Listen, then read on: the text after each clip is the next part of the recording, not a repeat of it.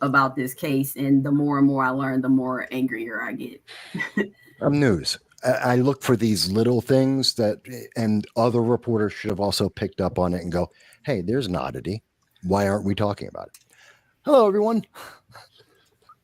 So can you get us up to date, Crystal, on what the status of the court the court hearings are?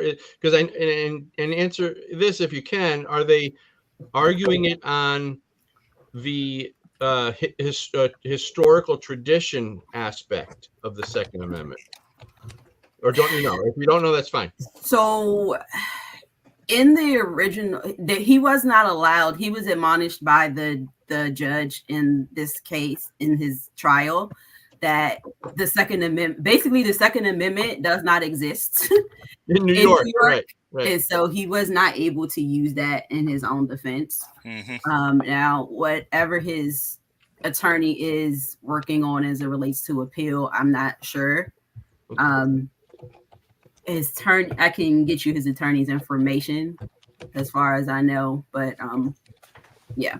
Well, an article that I read by Cam Edwards kind of alluded to the fact that they were going to be arguing this on the Bruen case, because this happened before Bruen, and then Bruen came down and said that gun laws must meet historical tradition, and this obviously doesn't meet historical tradition. So it sounded to me like that was their next plan of attack in as far as appeals go. But it sounds like they weren't getting anywhere with New York, and they're going to have to take it to a higher court.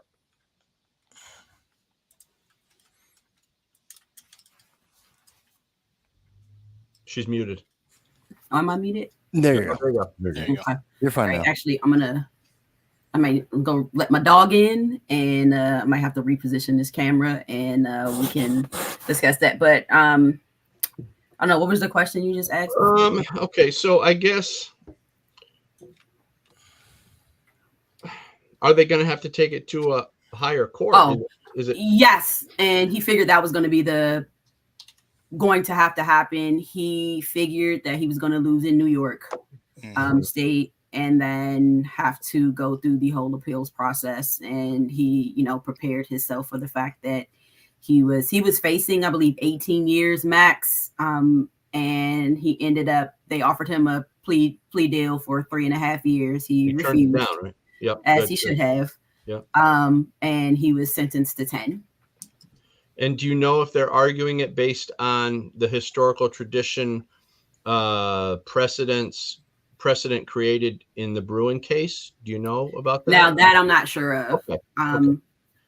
I'm not sure of all of the logistics and what they're arguing as it relates to his actual, appeals and everything.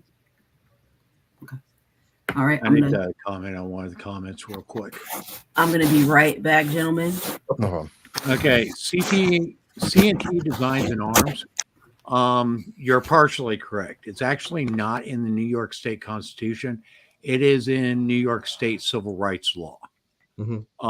Specifically, it is Article 2, Section 4, New York State civil rights law.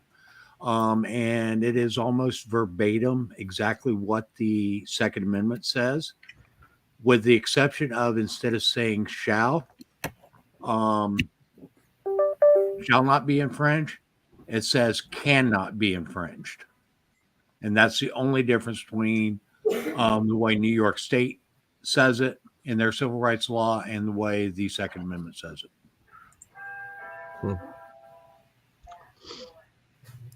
Yeah, this case is very upsetting, and I heard about this. Actually, I've been on a podcast with Dexter once before, and I've also seen him talking with Larry Sharp, libertarian, before the trial even started. And I can say this is everyone in America should be aware of this case because it is precedent setting.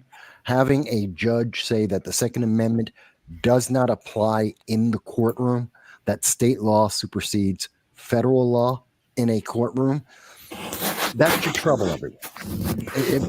No matter where any one individual may find the statutes and the what's that word? It creates the precedents. Precedent. Thank you. The precedents that have been started and established in this case are troubling to all of the individual rights of every American everywhere. Because if any court can say this right does not apply in this courtroom, regardless of federal or state law, then what right do you have? That's one of the things that I'm always very troubled about. Go ahead. Yeah. I want to take a quick pause. Let us go ahead and do the introductions and so forth so everybody knows kind of who we are and what's going on. We kind of jumped over that part. So you want to go ahead and do the intros, Frank? All right, ladies and gentlemen, thank you for joining us for this week's edition of the Weekly Roundtable. I'm one of the co-hosts of the show, Frank Range Report Johnson. In the middle top row is Michael Vasquez, Dragon of New York State, New York's only true independent journalist. To the far right over there is Michael Marshall, co-founder of Liberty First Foundation, of co-host of the show. On the next line is Dal Grimm, our resident wise ass in Czech. In the middle is Crystal Harper. She's here to represent the man of the hour, Dexter Taylor, who will be arriving shortly via phone from, unfortunately, an incarceration cell. On the far side over there is Riding with Charlie Cook. We have a popular show. Matt Mallory from Meet the Pressers is here this evening. And our good friend Dan Watts, author of Good Guy, Bad Gun and host of the Loaded Mic podcast.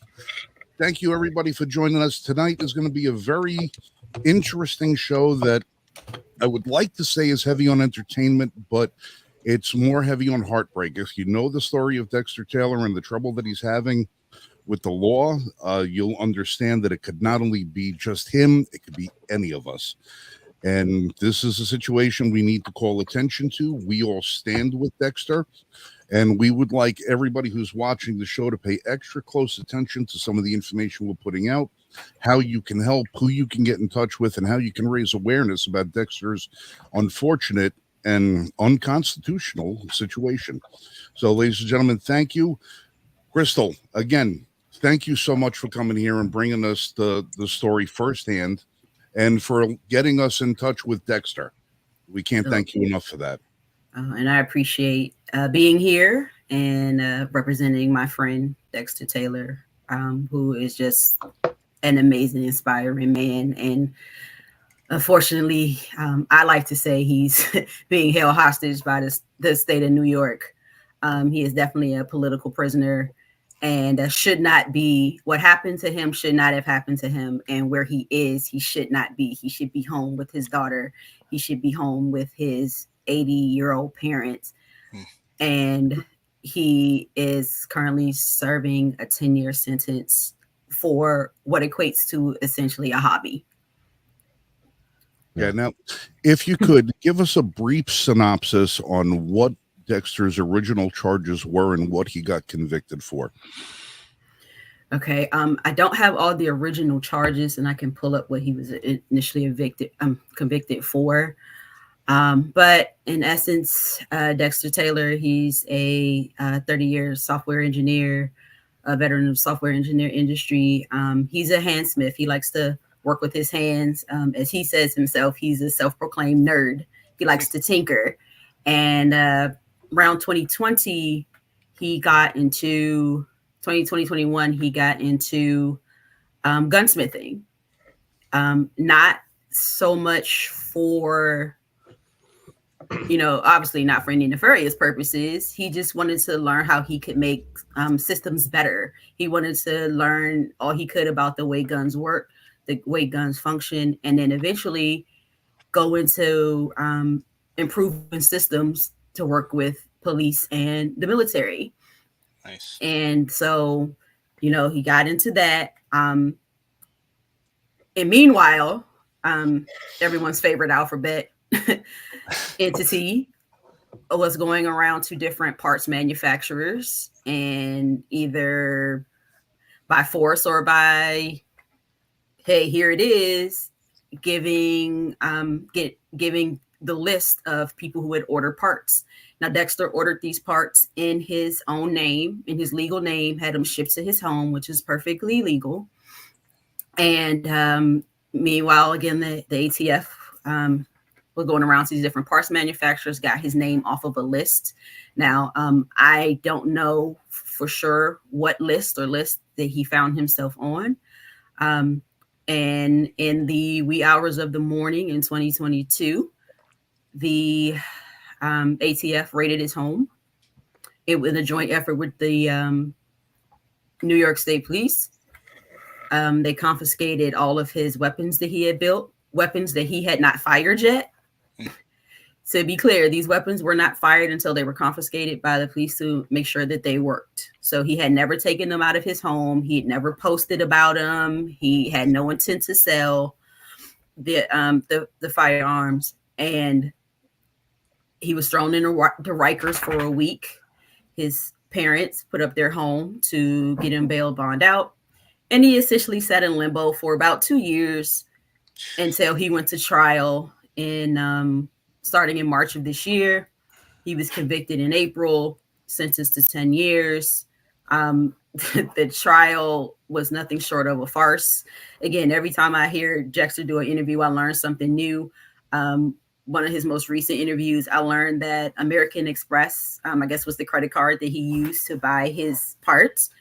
Not only did they cancel his account, but sent someone to his trial to testify against him. Wow. The judge, as we all know, wasn't favorable. But one thing about that is originally Dexter had a white judge and a white prosecutor. New York decided this was not a good look to have this white judge and this white prosecutor go after this black man. And so right before trial started, they switched out his judge with the black woman and the prosecutor with a black man. Did not allow him to, they struck every black male that could have been on the jury. So the jury, as I understand it, consisted mostly of black women and maybe a couple of Jewish men and a Hispanic men or so. I might be getting that makeup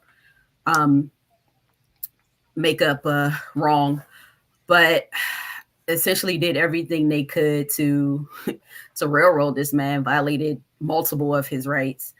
Again, convicted him in April. He went to Rikers again for about a month and a half, till he was sentenced in May to the 10 years.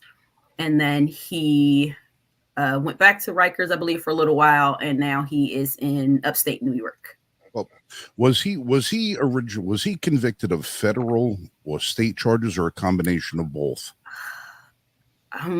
Again, so I'm pretty sure he can give you better on this. Okay, but what he ultimately was convicted of, essentially what equates to a process crime. New York believes he should have had to go get permits to build these guns. Like they needed that. New York said that he needed their permission to have these firearms in the home, right, even though he had no intent to sell. He wasn't, again, he wasn't flaunting them. He wasn't posting, like he wasn't doing any of that. He just had he was building these things in his home. And all right, well, from the list of parts that I know that he had ordered, there was nothing in that list that could be described as controlled material. Everything that he ordered was a non-serialized part that is perfectly legal to own, buy, transfer, or anything. So there was nothing in there that you would have said was suspicious by nature. He wasn't buying forced reset triggers, binary triggers, or anything that, would have alluded to say, oh, he's doing something wrong. Everything that he purchased was legal. It was legal for him to purchase it. So the question I always have is, well, why would they focus on him, other than, the fact that he bought several pieces? It seems that it was just kind of weird that they would focus so much of their attention on him and then force a raid on his home. No, go ahead, Vez. Yeah. I know there was another, I've heard Dexter talk about this a couple of times before he went to the trial. And I know that New York State realized that this is a weak case, that they're going to win because it's New York State. And they did, but it's a weak case because their argument is essentially the sum of the parts is the crime. That literally you have, and you could use this same argument against anyone in America. The sum of the items you have to clean your cleaning products in your bathroom, in your kitchen, in your house, that could make plastique. Therefore, you are in violation of making plastique. You're a criminal because the sum of the parts is the problem. This is why New York State tried, and I know Dexter has mentioned it previously publicly, that they did try to plea bargain this case to get him to accept that he was guilty for a lesser charge.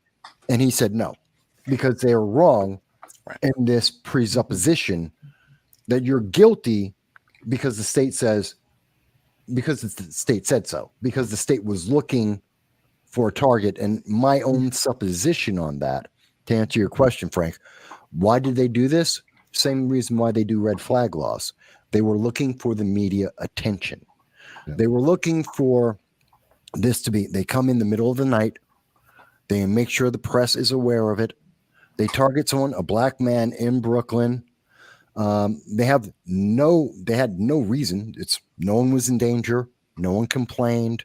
Every part was legal. Everything was paid for. But because they didn't like it, they wanted to have the press go, black man with a gun in Brooklyn. Oh, we're doing our job. Therefore, you should comply. He was the example, in my opinion. Well, it's also a matter of sending the message. Dexter is a man who's never had any criminal history. He's been an upstanding citizen his entire life. And if they can go after a guy like that, they can go after anybody. Dan Wass, what's your take on any of this? Do you have any questions you want to talk to ask Crystal about? Yeah, hold on a second. Let's introduce the other members of our panel, because we kind of got we stopped at Crystal. Tonight we also have Charlie Cook from Riding Shotgun with Charlie is on the show tonight.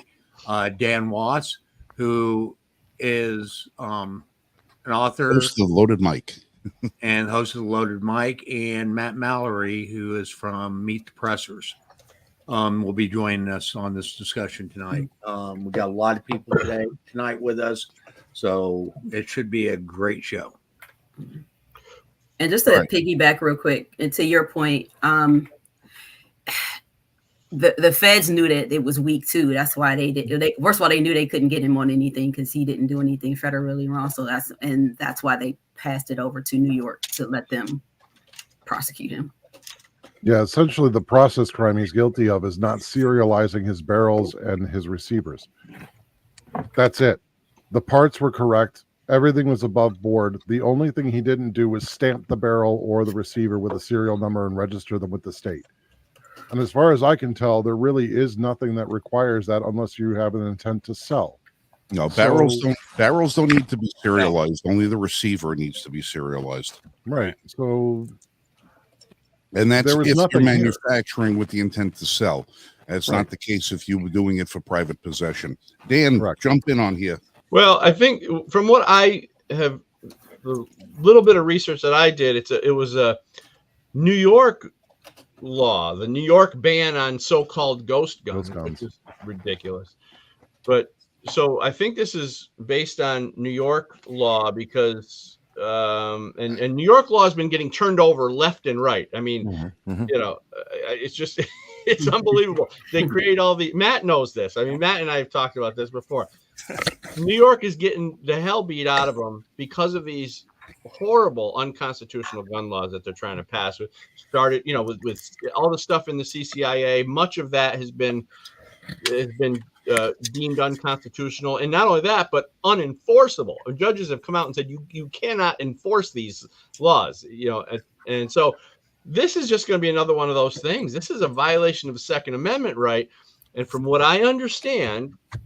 Maybe when Dexter comes on, he'll be able to explain it better to us. But from what I understand, this happened before the Bruin case, and then the Bruin case was decided, and Judge Clarence Thomas wrote his decision or his opinion, and he included that historical tradition piece, which is so important.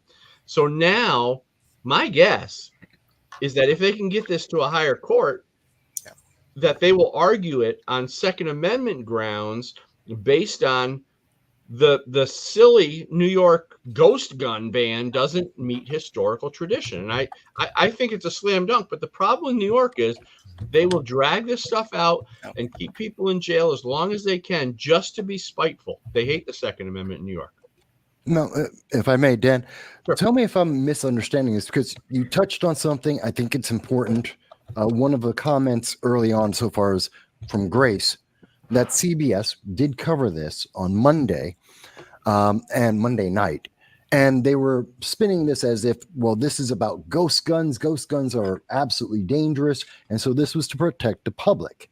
Now, something I want to address on that, tell me if I'm wrong here, Dan, because I know you follow the law. I follow a lot of us do. They didn't know there was a ghost gun. When they entered into the home, all they were aware of, and we can ask this of Dexter, of course, to double check, but all they knew is he had gun parts. They didn't know he had assembled anything. They didn't know what he assembled. They had no way of knowing there is a ghost gun until after the fact. So to charge him after they have already violated his home, after they violated his rights, that's their excuse. That's their cover up. And we're not supposed to notice, you violated his rights and then came up with the charge, which is a violation of the Eighth Amendment. Could be. The I warrant don't should know. never been issued.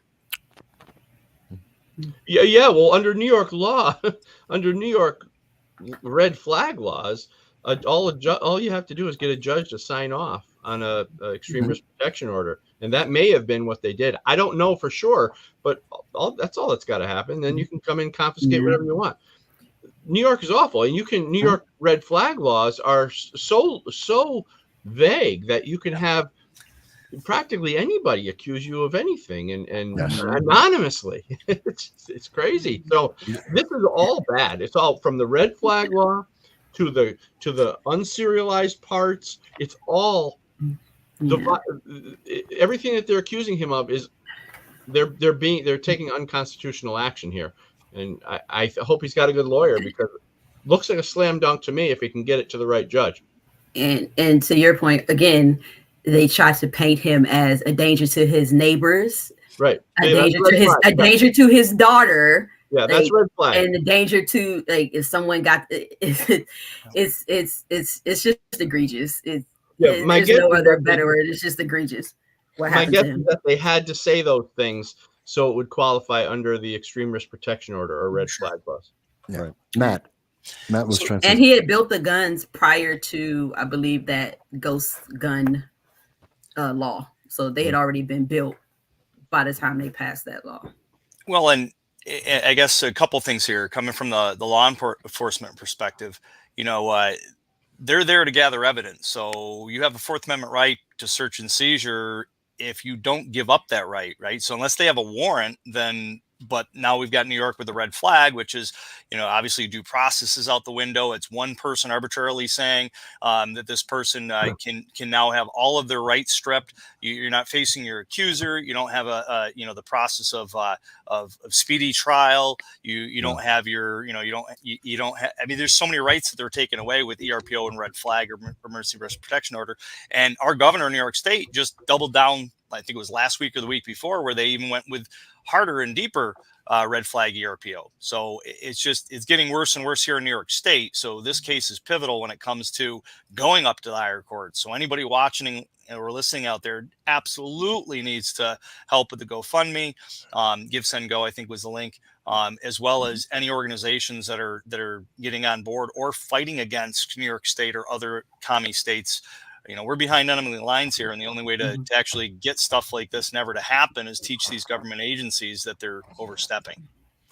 And not to go on a tangent, but that actually ties in with Prop 1 that comes out in the next couple of weeks. Absolutely. Prop 1, for those that don't know, is also called the ERA, and it's the Equality Rights Act, I believe is the terminology they use. But essentially what it does is it makes it illegal by New York State's determination to criticize protected status, right? And they define what is protected status, and the protected status is identity politics, straight up. Absolutely. So that ties in with the remnants of the red flag laws that haven't been struck down here in New York State. So ostensibly, This show could be shut down by the Department of Hate Speech out of Albany because we're criticizing the narrative. And if we try to speak out about the injustices that were done to Dexter Taylor and to many others that both in the future and current, we're going to be stuck. Like there is going to be no dissent in this country because in the state because you're not going to be allowed to hear it. Well, even under the CCA, Concealed Carry Improvement Act, that went into effect in September of 2022, they voted for it in July. Literally, one of the last things under sensitive and restricted locations, they're saying you cannot exercise your First Amendment right. You cannot protest while you're exercising your Second Amendment right. So you cannot be armed while you're exercising your First Amendment right and protest. I mean, that literally they wrote that into the law. That I haven't even seen that be, subject to scrutiny up through the courts yet. That should get thrown out right there. I mean, it's like they don't coexist. those two First and Second Amendment can't coexist. Come on. Yeah, your rights don't cancel it out because you want to exercise both of them. No, sure. and the kicker is this. And the kicker is that the state itself is in violation of its own constitutional law under the civil rights law. Yep. As Marshall was mentioning earlier, it's Article 4, Section 4, or Article 2, Section 4. Sorry, and it clearly states that you have the right to bear arms, and it cannot be infringed. That it just can't. So they not only threw the Second Amendment from the national Constitution, the federal Constitution out the window, they're throwing the whole playbook out for the state as well. We are not living in a democracy. We're living in New York, which is an empire of Albany. The judge in the case was quoted as saying, "Do not bring the Second Amendment into this courtroom. It does not exist here." So that was this case. I remember hearing that. I wasn't sure where that was this case. That was this case. Mm-hmm. The judge was quoted as saying that if that's not immediate grounds for a mistrial absolutely or an appeal, I don't know what is. So why the wheels are taking so long to have him at least released? You want to try him, try him. You want to try him, gin up these bogus charges in front of a legitimate jury, then go ahead and try it. But for God's sake, get the man out of there. I don't know why the process is keeping him locked up. The man's not a flight risk. He's not a danger to the community.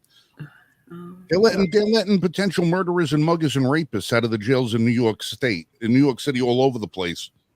Well, and this guy is sitting in jail. And by the way, that judge is married to, I believe, one of the biggest donors, political donors. Shocking.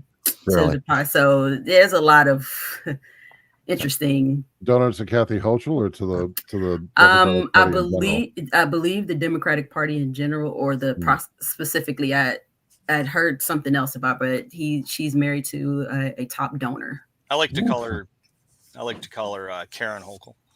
Yeah. One other thing I want to bring up real quick, for those who are relying on, I know a lot of people put a lot of authority bias on things like CBS because, they're the mainstream news media. And I see the comment from Grace. We'll get that one second. I just want to point out something. Here's a question that I'm a member of the press, just like CBS. Okay. And any member of the press should have asked a very simple question. This is from CBS. This is the video of when they went in to Dexter's home, when they took him by force. Why are members of immigration there? The ICE, Immigrations Customs Enforcement, ICE, ICE, have nothing to do with the ATF. They have nothing to do with New York State. They have nothing to do with an individual who owns property in their home. And they have, even if you want to go with red flag law, they have no right to do that. Why are they have nothing there? to do with firearms at all? Nothing whatsoever. So maybe they were measuring the space to figure out where they could put some more illegals. Yeah. My point in this is these what we've just said, and the fact that I'm bringing this up to you, the news media, which is supposed to be protecting your rights, the ones who are supposed to be helping you out, they should have asked that question. CBS never did. Whose side are they on? But I think that's the call. Yep. Hello. Hello. Can you hear me? I hear you. 5x5. Excellent. I can hear you. All right, who are we speaking with? Beautiful. Yeah, you're fine, by far. My name is Dexter Taylor, a.k.a. Carbon Mike. Dexter, it's a pleasure to meet your acquaintance on the phone, unfortunately, through such horrible circumstances. We're here live on the show. We're live on the show. Crystal is with us. We've got a number of other people on the show with us that are going to share your story on their podcasts as well. We wanted to say, first of all, I want to say, first of all, God bless you. Hold strong, and we're very sorry that you're having to go through this. But, you are probably going to wind up being the man who sets the precedent for freedom in this case. So that's a lot of weight on your shoulders, and unfortunately, you have to bear the burden. But we're going to be here to try and help you lift the weight. Hey, Dexter, it's Mike Marshall. Thank you, brother. God bless you as well. Hey, Dexter, it's Mike Marshall. Thanks for calling in. Hey, thank you. Thank you guys for taking an interest, really. It's great. And by the way, Crystal, can Crystal hear me? Yes. Yeah. Can you hear me? Hey, Crystal, how's it going, my dear? It's going great. Lego man, how are you? It's so Lego awesome. Man is on the case. It's awesome to hear your voice, man. I'm damn near in tears over here. It's great to hear your voice too, man. It's been a minute. It's been a minute. Yeah, just a little bit. All right. Mhm. All right. Listen, Dexter, I don't know how much time they're going to give you on the phone tonight. We want to cover a few different things for you. We have Charlie Cook from Writing with Charlie on the program. He's a very popular podcast. We have Dan Wass from The Smoking Gun. And we also have Matt Mallory from Meet the Pressers. These guys have got a pretty wide audience. I'm sure they're eager to ask you a couple of questions. We're going to try and keep everything a little short just so we get as much information out in a short period of time as possible. One of you guys raise your hand. Let me know who's got a question for Dexter or a comment or what they need to know. Charlie, we're going to start off with Charlie Cook. Charlie, go ahead and you talk to Dexter. All right. Thank you very much, Dexter. Let me interrupt 1 second. I'm very sorry. I just want to let you guys know that there is a limit to how long a single phone call can be. But we are certainly free to terminate the call when we get the 1 minute warning and call you back if we have any unfinished business. It's perfectly fine. So effectively we have as much time as we need. So that's all I wanted to say. That's great. We'll work on that. All right. So Charlie Cook's got a question for you. So Charlie, jump on. All right. I'm going to start with the easy ones. First of all, thanks for taking the time, Dexter. I don't know all the gun laws in New York. I know they're bad. I live in Massachusetts. I get it. We're close. Do you have to have a license in order to possess everything? Correct? Like in order to possess a firearm, not to carry it. That is correct. In order to possess a firearm, not only do you have to have a license, but you have to, for every firearm you buy, like for example, let's say you do all your paperwork and what have you, then for every additional firearm you buy, right, you have to go and ask New York for permission. May I buy this firearm? And then you go through the normal process that we're familiar with the NICS check and FFLs and so on and so forth. Yeah. Okay. So and that's just for New York City. The rest of New York State, if it's a long gun, you can buy it just going through the NICS check. Yeah. Okay. Yeah, okay. That sounds right. That it's yeah. Now that's for purchasing the firearm. Correct. Yes, sir. Yes, Okay. sir. All right. And then a quick follow up. Do you have a permit in New York? Like I don't want to. I'm sure that's part of what the issue is. Like you don't have a permit for these, and you're building them, and you're getting all the parts, and they're keeping track of all your purchases and the Amex and everything else. Well, exactly. I mean, and my answer to a permit is yes, I do have a permit. Yeah, the problem is that New York State does not recognize my permit. My permit is called the Second Amendment of the Constitution. That's my permit, right? And so, in terms of asking the state for permission, the fact is that what the Second Amendment protects, not grants, but protects, is a right, not a privilege. If you have to ask the state for permission to do something, then you don't have a right to do that thing. That is a privilege that's being granted, and it can be revoked anytime. And I simply don't recognize that trade of giving away your rights and getting privileges in return. So that's the only permit I recognize, and that's how that goes. Well, from you amount to God's ears, I think all of us on the channel can pretty much say that we're in agreement with that statement. Correct. As far as the Second Amendment is concerned. Yeah. Can I? Go ahead, Dan Watch, jump in. Hey, Dexter, thanks for fighting this fight for us. We're cheering you on over here. I'm in New York too, and I know the gun laws are just totally unreasonable. You are absolutely right, and I like I said, I'm cheering you on for fighting the Second Amendment is our gun permit, because the idea that the laws that New York State is putting in place right now, especially with the CCIA, we were talking before you came on, and they're getting shot down on all this stuff. The laws are getting kicked back, you know, on a lot of the CCIA stuff. I'm sure you're familiar with. So I cheer you on for fighting this. I just have a couple of quick questions. This happened before Bruin, correct? Before the Bruin? Before, I believe. I think it That's did. a good question. I believe I think it did. I think I was rated before the Bruin decision came down. Yes. It's 2022. June 23rd, 2022 was the Bruin decision. When the Bruin case came down, Right, and I was rated in April. Yeah, go on. I'm sorry. When the Bruin case came down, Judge Clarence Thomas said in his opinion that gun laws must meet historical tradition. Is that what you guys are arguing this on? A Second Amendment that serialization does not meet historical tradition? Is that the main argument?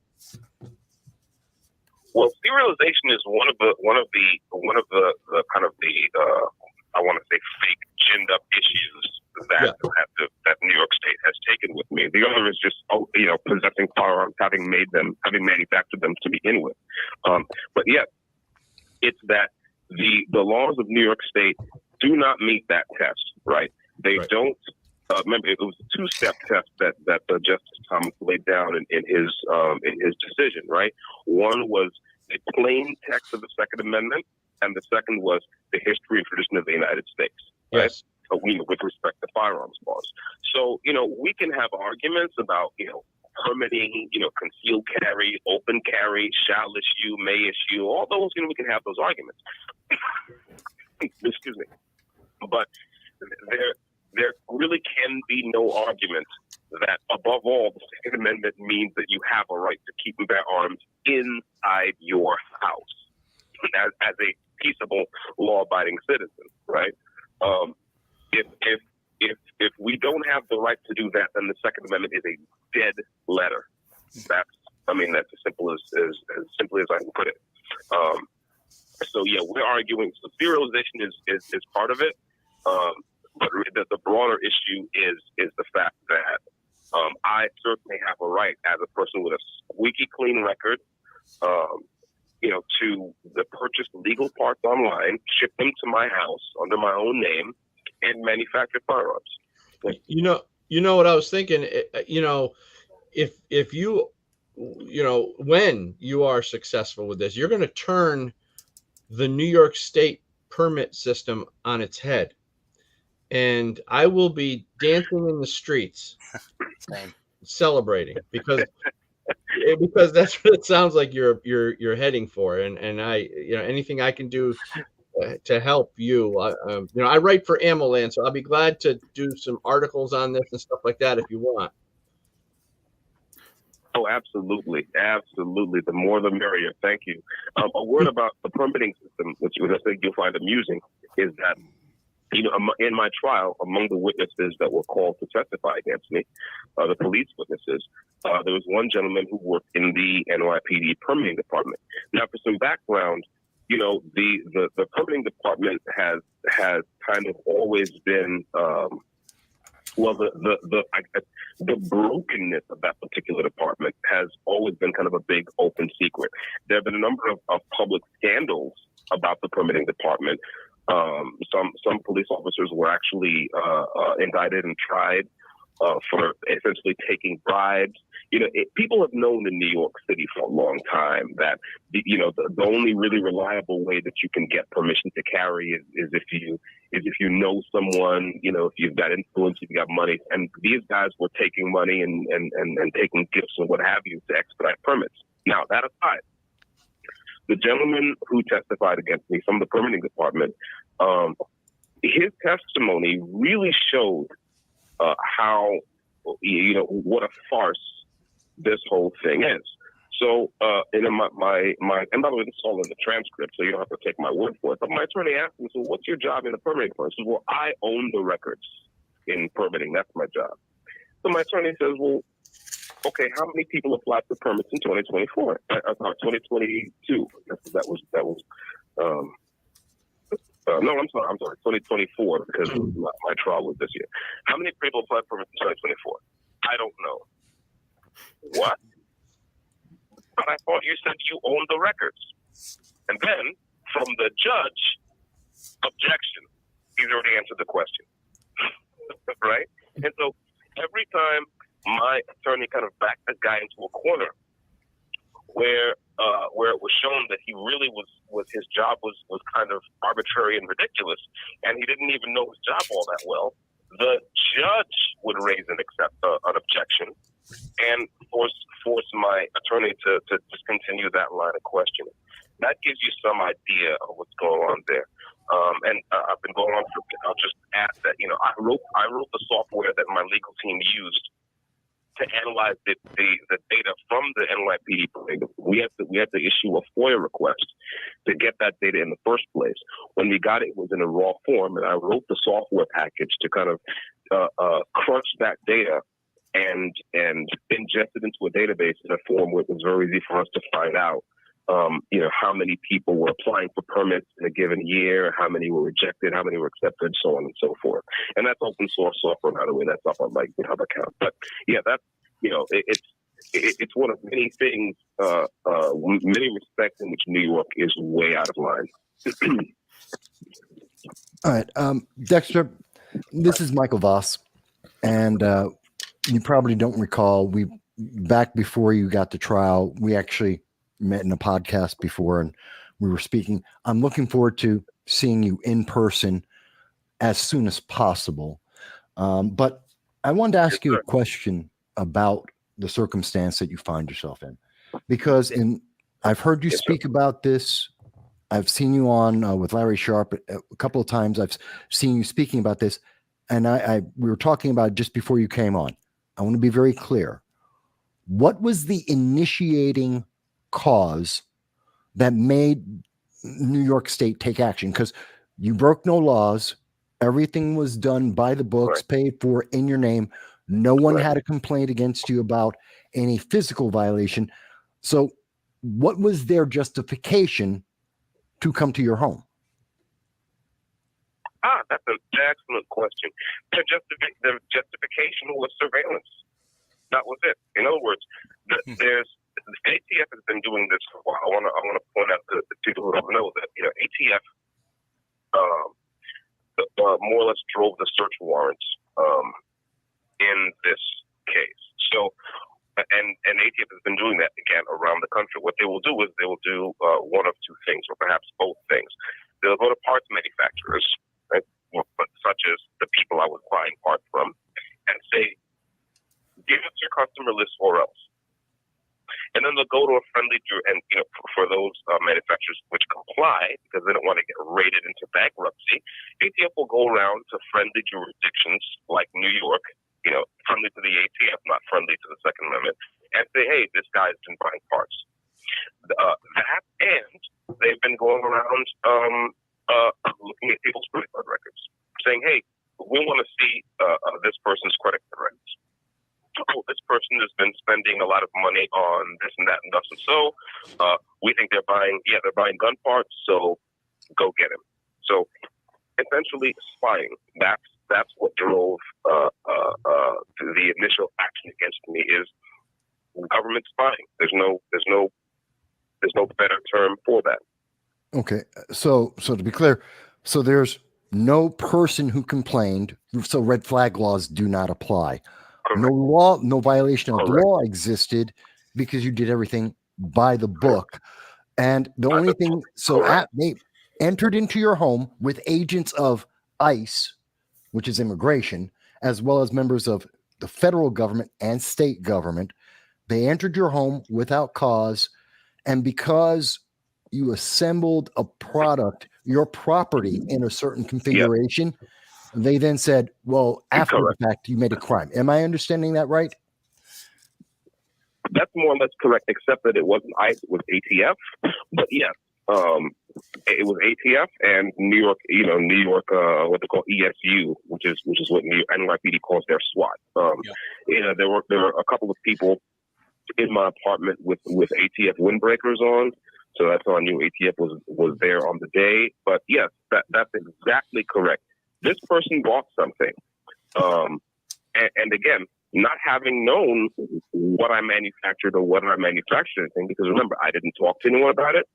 I didn't show anyone, like outside of my house.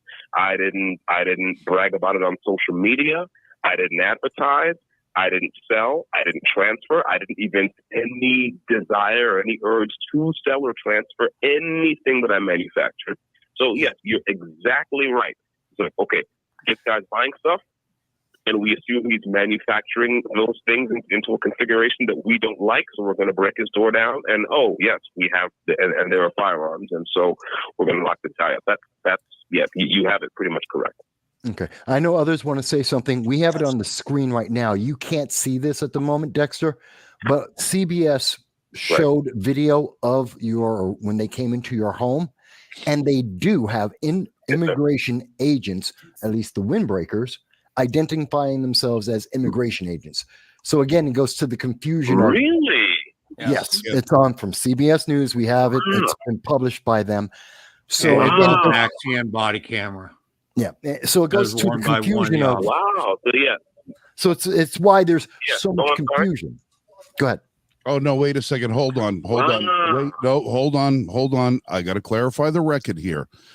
What you're looking at, Vasquez, I'm looking at the same photo right there. What you're looking right there is a New York City Police Department slicker.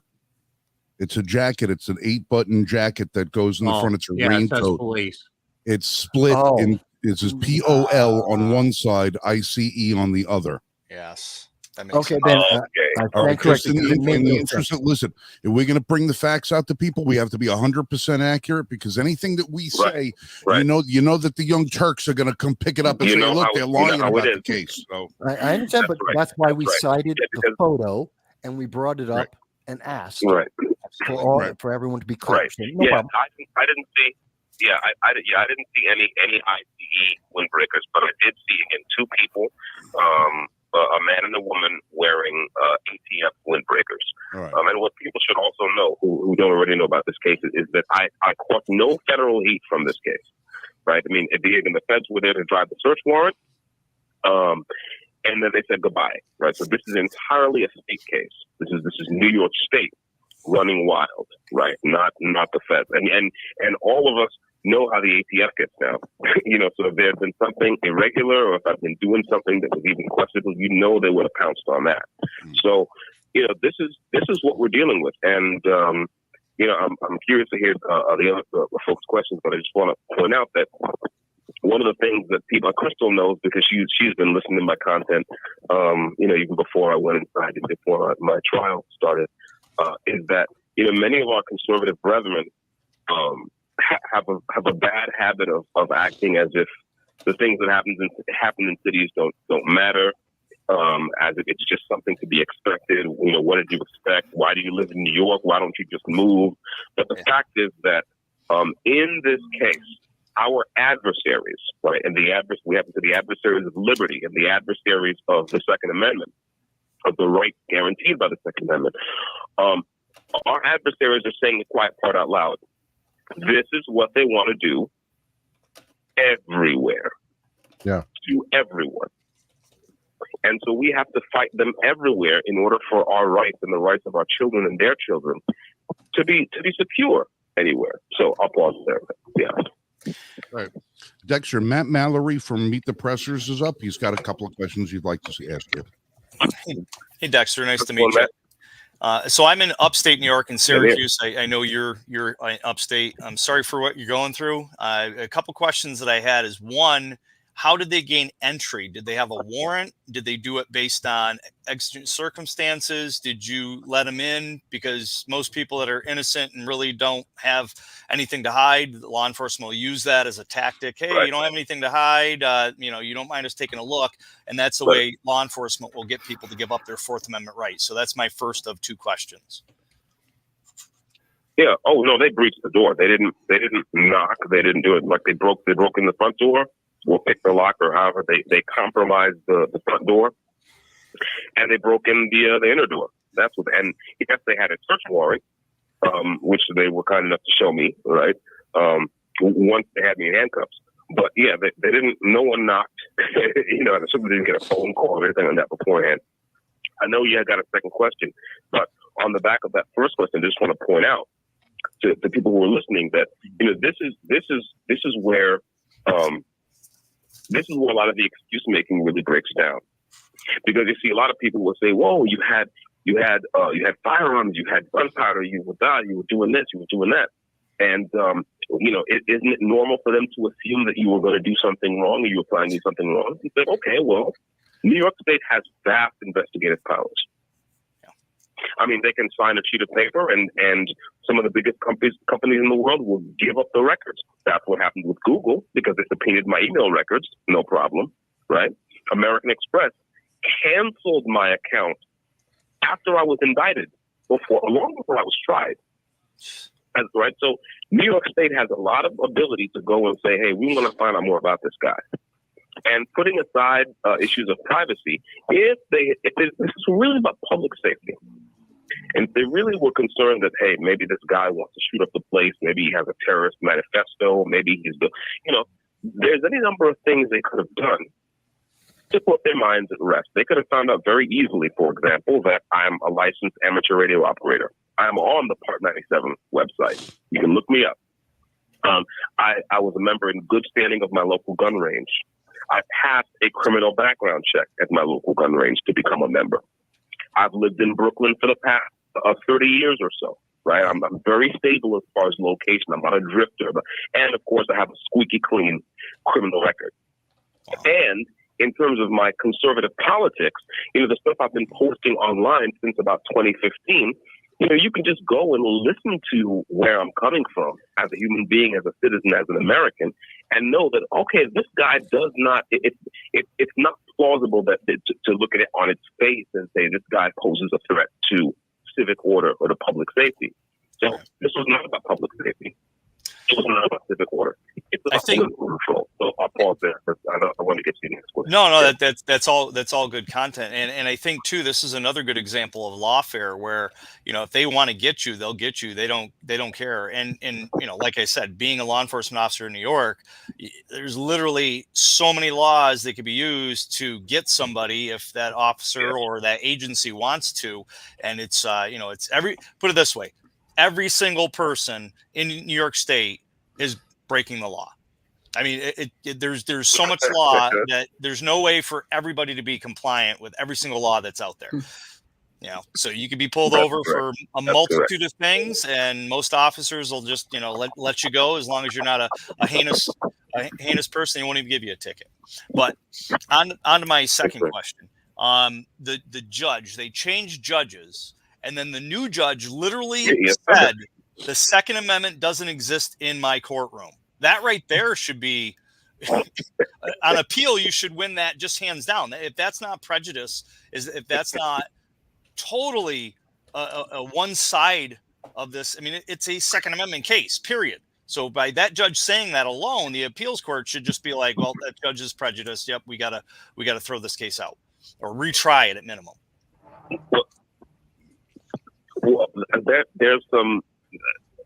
I see what you mean. I want to delve into that with you a little bit, but I can look at my timer and see that in the next couple of minutes they're going to give me the 1 minute warning. So what I'd like to do is just terminate this call now and call you guys right back, and I can tackle that question of the judge. Hey, how she was elected, what that process was, and then that, and maybe some other irregularities in my trial that people might be interested in. So shall we do that? Yes. Yeah, that sounds great. Excellent. Okay, so I'll be back on in a couple minutes. Okay. Thank you, gentlemen. And thanks, Crystal. All right. Hey guys, I gotta run. But I got a dance class I gotta get to. He's We learning. call the it training. It's Macarena. fine. It was good seeing everybody. And Nice meeting you. I'll make sure I get share this video and stuff. But thanks for the invite, Frank. Always. Thanks, Always Dan. welcome, brother. We'll see you Always guys good seeing you later. again. Thanks. And bye, Crystal. Bye. Thanks for coming. Enjoy your Macarena. While we wait for Dexter to come back, let's make sure everyone is aware who is watching this. Please like this. Please share this. Please leave a comment both during the live chat and in the comments, wherever platform that you're watching it on, no matter whose channel you're watching it on, because that helps to make sure that certain internet giants don't get to bury this story, because we're using the system against them. If you like this, if you share this, if you leave a comment during the chat and afterwards, then it's harder for them to bury this story, which is what they've been trying to do. It makes it harder for them to hide this from the public and say, oh, none of that's true. You didn't hear that. You're hearing it from the horse's mouth. You're hearing it from Dexter himself. You're seeing the questions that no one else wants to talk to you about, that they don't, mainstream does not want to address this. They just want you to obey. Yep. You gotta help us to make sure it's not going to be you next time. Absolutely. We got to get this out everywhere, every place that we can get this story out.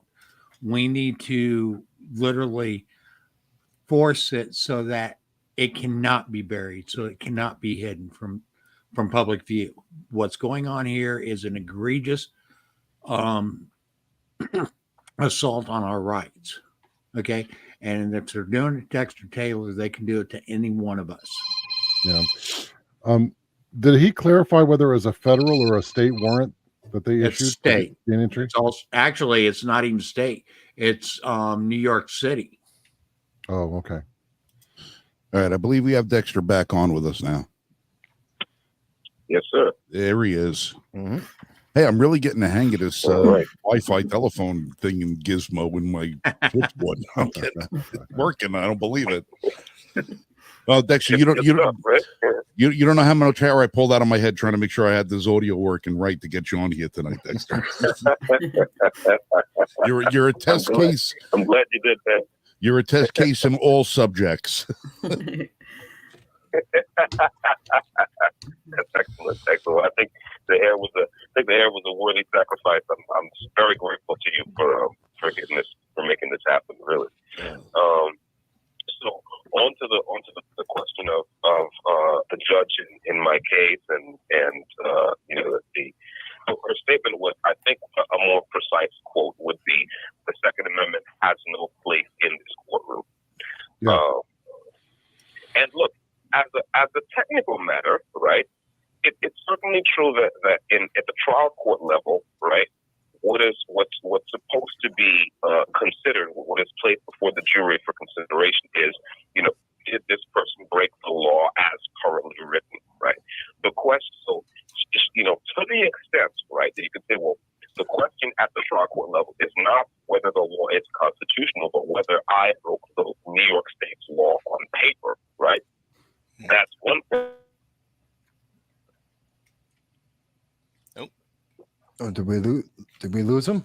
Sounds like it. All right, we may have lost him for a moment. I'm sure Frank's frantically trying to get him reconnected here. But to point out in the same to point out in the same vein as this, they're not just breaking the constitutionality of the federal Constitution when they dismiss the Second Amendment outright. They're also violating New York State law that enshrines the Second Amendment in New York State's own Constitution. So even if you were to break the law, even if you were breaking a piece of legislation, like a legal piece of legislation, it still is in violation of the New York State Constitution, which is the law as written. Yeah. So that judge is completely out of line. She should have been Very out of line. de-benched completely because she's not following the law as written. You back, Dexter? Go ahead, Dexter. Well, here's the funny thing. Can you hear me, gentlemen? Yeah, we can hear you now. Yep. You can hear me. Okay. So yes. Here's the funny thing about that, right? They even, she tried to prevent me with varying degrees of success from saying anything about the Second Amendment. So, for example, you all probably know that I took the stand in my own defense. Right. Okay. So when the ADA asked me if I had a permit, I said, yes, I have a permit. It's called the Second Amendment. Objection. Right. And this time, for a change, it was the ADA making the objection rather than the judge. But the judge herself made quite a few objections in this case. I found that odd, but that aside, the ADA objected to that, and at one point they tried to get me to change my answer. She admonished me, and I said, look, if you want to hear that answer, then I don't know how to answer the question, right? Because they said, well, forget about the Second Amendment. What I mean is that did you have a permit that was dated? Yes, my permit was dated at the founding of this country. When did your permit take effect? October 1791. Year of our Lord, 1990.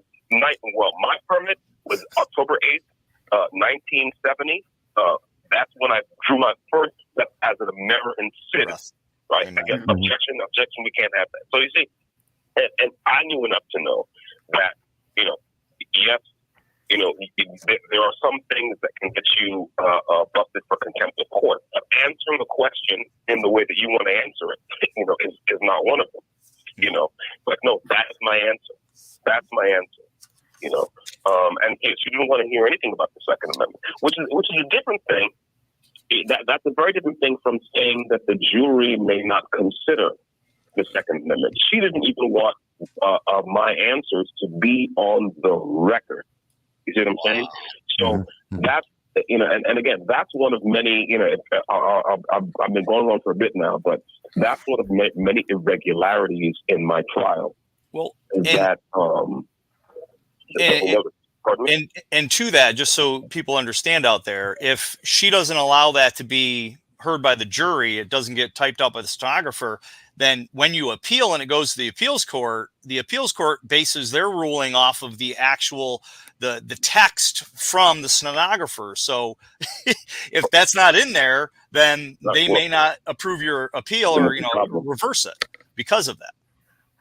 Well, thankfully, I'm glad you mentioned that, and thankfully, my lawyer did the right thing, which was to move to dismiss the case on Second Amendment grounds. Period. So, because we both looked at that thing that says, you can't argue, you can't use something in your appeal that wasn't brought up, that wasn't discussed in the court. But the Second Amendment was brought up because we moved for summary dismissal on Second Amendment grounds, on Bruin grounds to begin with. Of course, we knew that would be denied, but that is on the record as well, right? So we've got our ducks in a row, thank God. To take this appeal forward, But yeah, there were a lot of irregularities. Again, the judge lodging an awful lot of exceptions. I'm used to hearing, either the prosecution or the defense, raise objections, but for the judge to raise them, as often as she did, I thought that was kind of odd. I thought it was odd that she interrupted my lawyer's opening statement. Yeah. Multiple times. And when I say interrupted, I don't mean stop, you said something that's out of order. I mean stop everything. Everyone gets up and goes to the back, both sides, lawyers from both sides go into the back room, where none of us can hear them. And then they come out and take the positions, and my lawyer starts again with no admonition and no acknowledgement that anything happened. That happened maybe half a dozen times during his opening statement. Right? That's odd to me. And then, the something that my lawyer pointed out to me, because I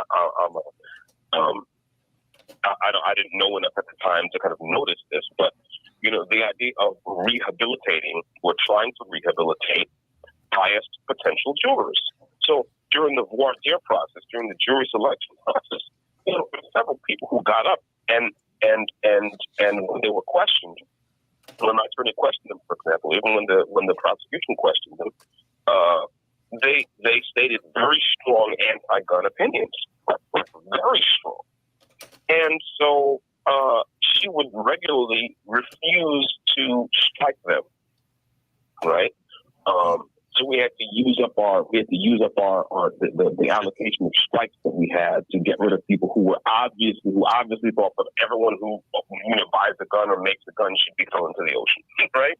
And then again, the rehabilitation, the idea that she would then talk to this person who said, "Yeah, I just hate guns and I hate people," or what the person said, and she would say, "Well, yeah, despite your opinion, do you think you can still render a fair verdict?" Of course, they would say yes, because that people want to be involved in the process. Yeah. And it's like, well, you can't hear someone say something that's so biased, and then just say, "Well, I'm going to ask them if they're really biased or if they can be fair." And if they say yes, then we'll assume that they can be fair. So she's rehabilitating potential jurors. And my lawyer brought it up, and of course, she wrote over his objection, but at least that was on the record that even in the jury selection process, there were a lot of irregularities. And finally, I'd say we should not be surprised in any of this, because I'm given to understand that she's married to the Brooklyn DA's top fundraiser. So this judge, who was swapped into our case at the last minute, who conducted herself as if she had clear orders to get a certain outcome, of course, is of course connected to one side and was there to act more or less, it seems to me, as a third prosecutor. It's lawfare. It's 1,000% lawfare. I just got to say, Dexter, and I'll let somebody else ask questions, but the last thing, not if, but when you get out of jail, I'm looking for a gunsmith. So if you want to move to upstate New York, you've got really good experience at it. So I'll throw that out there. Hey, thanks, maybe, brother. I want to maybe open a I school. don't have time, but I do want to. Pardon me? I said maybe open a school. Arizona's got the Sonoran Desert Institute. Why not do the New York equivalent if we can overturn overturn this, get New York free again, and start a school. My son wants to learn. Yes, you know what's funny? What's very funny about that is that one of the, and I hope we'll have time to talk about it tonight. But once I got interested in building firearms, especially when I started building rifles, AR rifles, I got really interested in weapon science and in the kind of the technical problems involved in, for example, the reliable operation of gas-operated semi-automatic rifles. And so there were a few things that I developed. I developed a theoretical, or I began developing and had notes on a theoretical framework for tuning gas-operated semi-automatics. It's called cyclic energy flow. We can talk about that if you like. Nice. I wanted to develop a product called EMBER, which is electronic measurement of barrel resonance, because of course barrel resonance is also a problem. Yeah. And if you can measure it using dirt cheap sensors and software, then all of a sudden, everyone from sport shooters to like U.S. Army sniper teams, right, can get the benefit of that, right? Can tune their weapons more easily. I began to prototype something called Osiris, Open Shot Registration System. This is actually a way to use wearable electronics to register shot reports. That you can kind of pass data to Mantis or whatever product you're using.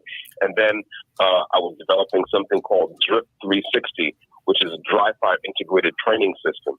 The idea is to use smart components inside a standard Glock or a standard AR, so that you could rig an indoor shooting range with a PA system, and you could literally make dry-fire training more realistic by generating shot reports when the firing pin hits your snap cap or what have you. So all these things. It's like I wasn't just hoarding guns, as they say, or what have you. It's like I really thought and still do think that I have something to offer the firearms industry. Yeah. And people who've heard me talk, I'm always talking about Bill Geisley. He's one of my heroes, right? From Guys Who Are Maddox, who got his first contract building triggers for the U.S. Army sharpshooting team. And I'm like, I thought it was just the coolest thing in the world that I could use my existing 30-something years of experience as a software developer and my experience as a kind of a shade tree mechanic in this new field of new to me anyway, field of weapon science, to make products that are useful. I was designing a system for hand loaders to where people who load their own ammunition could have a cheap desktop scanner, right, to detect defects in brass that, middle-aged eyes might not be able to detect. That's useful, right? Wow. Knowing what ammunition is and knowing how important flawless brass is. And Yeah. also, the big manufacturers use laser scanners for their brass, but I was thinking, can I build something that's cheap enough and small enough to sit on a desktop, right? And you can just dump your brass into a hopper and the thing can scan your brass for you. So I wasn't just messing around with weapons. I wasn't just hoarding weapons. I was really thinking about how to contribute to an American industry. And again, it just shows how far off track we've gotten. This is where we are right now. But again, like you all, I think it's only for right now. Eventually, these people are going to have to obey the law. So I've gone on for a bit. I'm sorry. That's right. Told you he was I a got nerd. a quick question from the chat for you, real quick, Dexter. C&T Designs and Arms asked in the chat, did you get to shoot any of the guns that you built? No, I didn't. I wish that I had. One of I think it's the second rifle I built. Sorry? No, go ahead. Sorry? No, keep going. The second rifle I built is called. I named my rifles because I'm a nerd. That rifle is called Diana, and I built that for my daughter. Of course, named it after the Roman goddess of the hunt. And my idea was, to one day, take, ship all our guns up to New Hampshire, where I was going to build a gun lab, and I was going to take her out in the woods and teach her how to shoot. But no, I didn't get to fire any of my weapons. Yeah. Vass, you had a question that you had your hand up. You wanted to jump in on? Yeah. Dexter, obviously we pointed out there have been multiple irregularities. There seem to be multiple violations. The First, Second, Fourth, Eighth Amendment have all been violated in the process, in this whole process. There seems to be no cause and to equate to or to start this domino of effects. So I think a lot of people would be asking, isn't there an appeal? Why hasn't there been an appeal? Is there going to be an appeal? Where do you stand with that? Right. Very good question. Thank you for asking me. Our appeals process is more or less, goes hand in hand with our fundraising process. I can't make any plainer than that. So what has happened is we had a good amount of momentum in terms of publicity, PR and fundraising, before, while I was still outside and especially during my trial. But, and even when I went to Rikers, because of course, owning a firearm, right, is a violent felony. Right? And never having armed them, owning the weapon is a violent felony. So I took a big deal of pending sentencing. Right? So I think as soon as the verdict was ready, I was comfortable to Rikers. Now it's okay. And while I was in Rikers, I still managed to keep in touch with a lot of people on my network and even record some interviews. Crystal knows about, my talks with Jeff Charles and Reverend Tim and people like that while I was in Rikers. But what happened is when I was moved from Rikers to the state system, there was this big period of kind of radio silence because when you're at the university called in transit, so much of that time you can't make a phone call. You can't talk to anyone. No one knows where you are. And it's so a lot of the momentum that we had kind of ebbed away. So now we're trying to get that momentum back, trying to do more talks, more interviews, trying to get people's attention re-engaged with this thing. And so once we're hopeful that once that happens, once the momentum starts to build again, the fundraising will start to build again. Because of course, I've emptied my bank account, my parents have emptied theirs. We're pretty much entirely dependent on how much money we can raise with my Give Some Go campaign. So the next increment is really, where we are now, plus 50, because mostly we've expended the money we've raised to get to this point. Now, the next thing to kind of get our appeal drafted and get us off the docket in the lowest appeals court, that's going to be another, let's say, 40, 50K that we have to raise. So that's kind of where we are. Fortunately, right? Again, we do seem to be, attention does seem to be picking up. I mean, I was really surprised when my lawyer called me and said, "Hey, I've got someone from CBS who wants to talk." I was like, "What?" And of course, that just aired. That interview just aired, like a couple nights ago, and then there are a couple other people from major kind of media concerns who've expressed interest. But I'd say, it's also, even in the 2A community, a lot of people still don't know about this case, right? So it's really great that Crystal has been just doing God's work, by going around to gun shows, wearing the T-shirt, and just talking to people. And so I've been, me and my producer, Cactus, who's on with us right now, he's the one who's doing the 3-way for us. And he and I have been kind of like running down that list of contacts, reaching out to people and saying, "Yeah, I am interested."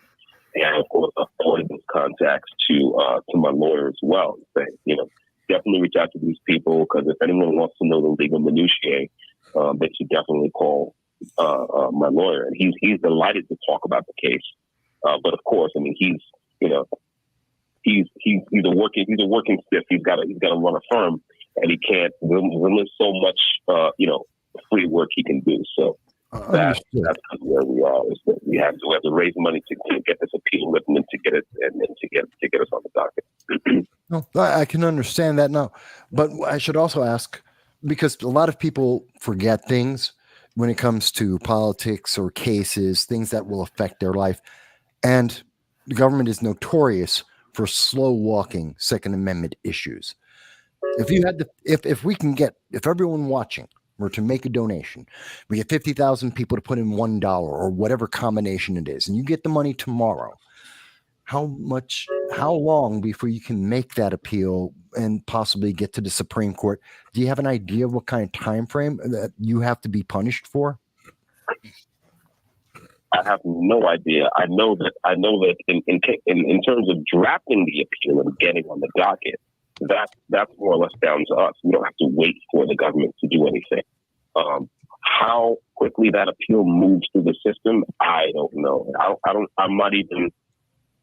even know all the driving factors that would influence how fast it moves. That would be a question for from my lawyer. He would know much more. Where we can kind of pour more gas on and make things move faster, and where we just have to sit back and wait for the government to respond. And by the way, this is why it's not just. This is why, of course, the fundraising matters, but also just the visibility matters, the PR. I've said before that the Brooklyn DA said that he wanted to make an example of me, right? And you know something? I have decided that I want to help him. I want to help him, right? In other words, this man. Come on, don't hide your light under a bushel. Think about it. When the highest court in the land said what it said about the constitutionality of gun laws, what did he say? And what did Letitia James say? What did Kathy Hochul say? And all of them. What did they say? They said essentially, we don't care what the Supreme Court says. And we don't care what the Bill of Rights says. And that's what Eric Gonzalez said. I don't care what the highest court in the land says. I'm going to do what I want. This is a great man. This is a great man. And I want everyone to know about this. And I want everyone to remember. I want to jog people's memory and remind them that Mr. Eric Gonzalez and other people, in and around the government, right, who are so concerned about public safety, they have to remove me, a scourge from the community, from the streets.